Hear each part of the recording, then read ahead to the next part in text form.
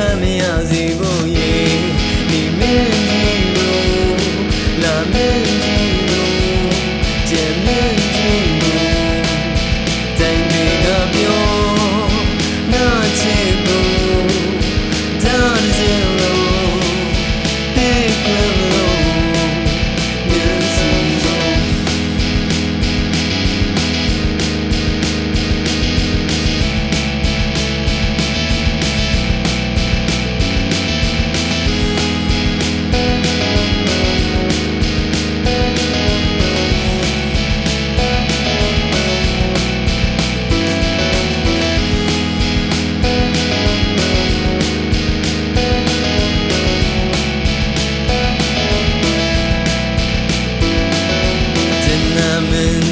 ပြန်ဖျောင်းမှု